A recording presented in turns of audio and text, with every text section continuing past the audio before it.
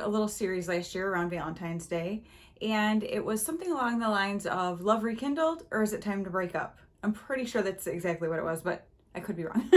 But basically what it was going through some of my palettes that sit and don't get used much and doing a look with them and seeing, wait, do I really love this and want to keep it around, or is it time to let it go?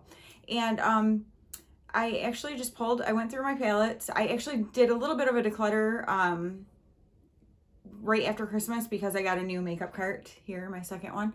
And so I was trying to really like be able to organize and have space for the things that I wanted and that kind of thing.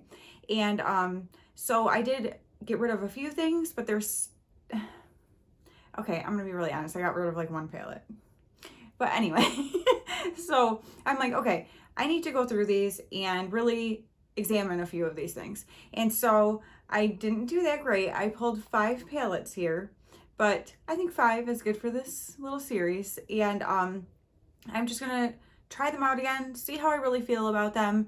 And I have so many amazing palettes in my collection now that there are things that just aren't getting used, and I feel like they may have served their purpose. They were great for a while, but now there's other things in their place that are a lot better, so I reach for those over these. So that's kind of what we're gonna do, is we're gonna try them out. I'm gonna do a look with each of these palettes, and we're gonna see what we think, and you guys can help me.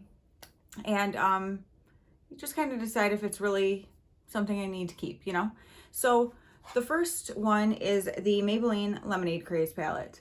Now, this palette, when it came out, I wanted it so bad. I don't know why. I think part of it was the theme, Lemonade Craze. It was supposed to smell like lemonade, I think, or iced tea or something. Mine doesn't. I don't know. But you will be able to see that I really I hit pan on this shade. I mean, I've got good dents in some of the other ones. I really used the heck out of this palette.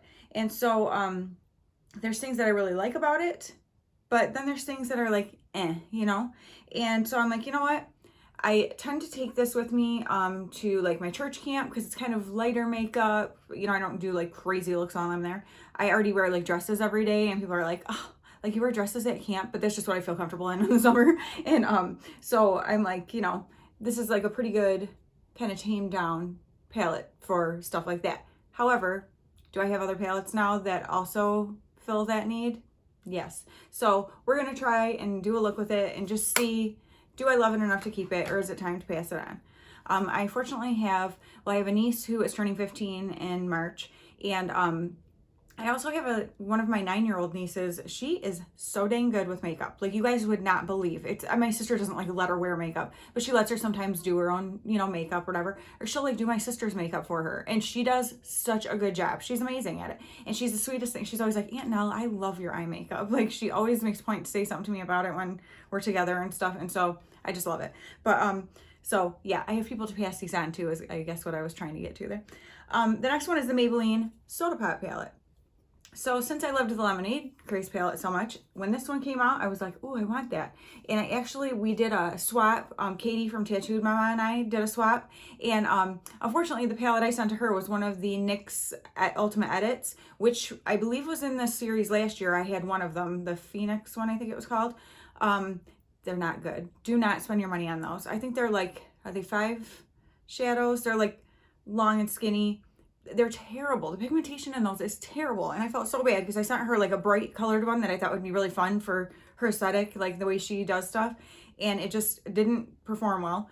But she sent me this one, and I have really used it well. As you can see, like that shimmer up there especially has gotten a lot of use. This matte, I mean, I actually have used this palette a lot too, and I would take both of these with me to camp. But again, do I have similar colors in my collection and other palettes? Probably. And I might incorporate that into the videos. I might go through and I am going to go through and kind of look and find other palettes that may have similar things that will help me decide, is it okay to let this go? Like, are there shades in here that I just have to have, or do I have something that can easily take its place that I prefer, So, so that is the second one.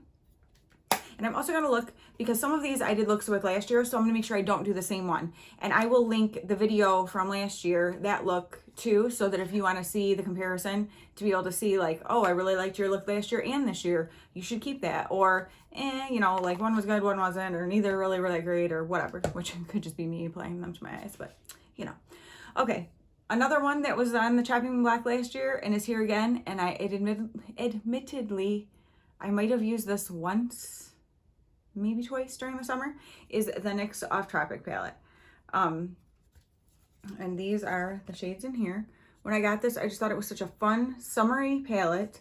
I have had looks out of it that I like, but I'm gonna be really honest, the pigmentation is not that fantastic.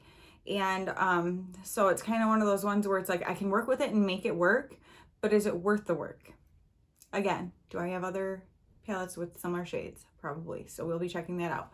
And then it's another NYX palette that was also in there last year. This is the Machinist Grind palette, and I was super excited when I bought this palette, actually. I love the packaging. I love just the look of it, everything about it. It's got a big mirror in it, and then these are the shades. I love these grungy types of shades, but again, I have to say, and I think a lot of people will agree, NYX does not seem to do great in the eyeshadow department.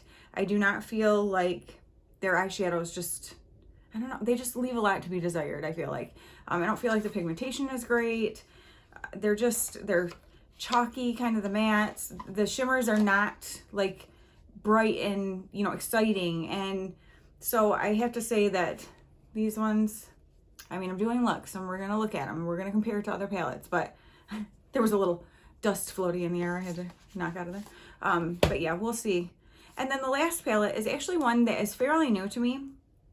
And when I looked at it, I was like, oh, because I love orange shadows. If you don't know, orange is like my favorite shade to wear.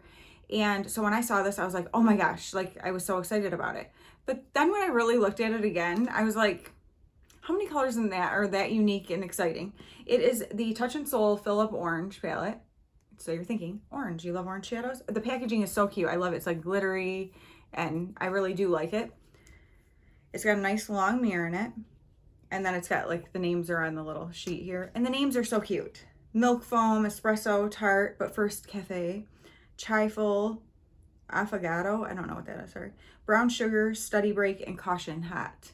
And I just think that's cute, and I'm a sucker for things like that. But then when you look at the shades,